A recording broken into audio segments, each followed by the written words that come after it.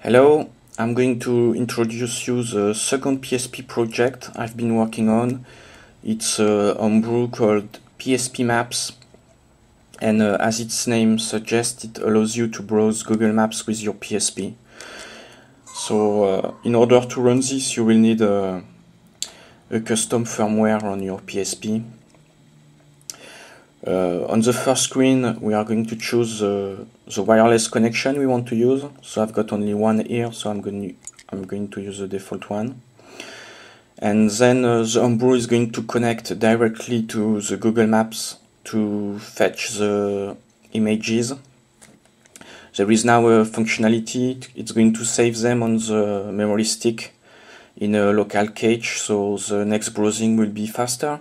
And you will be also able to browse the maps offline if you have previously loaded them while connected.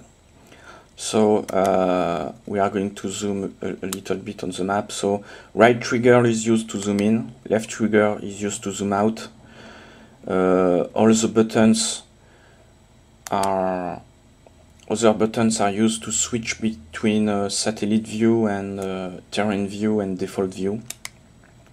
And the start button is for the menu. So let's zoom in France. You have guessed from my accent, and more specifically in Toulouse, which is my town.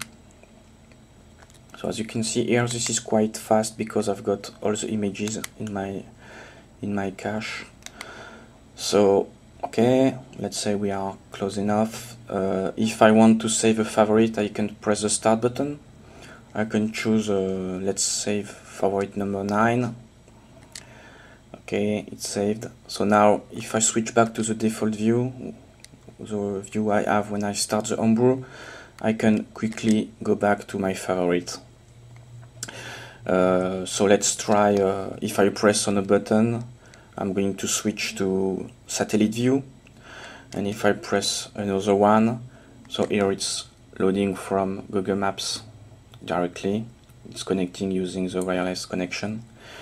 It's going to show me the terrain view, which is an alternative view.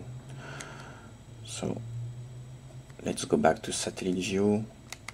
I'm going to zoom in a little more.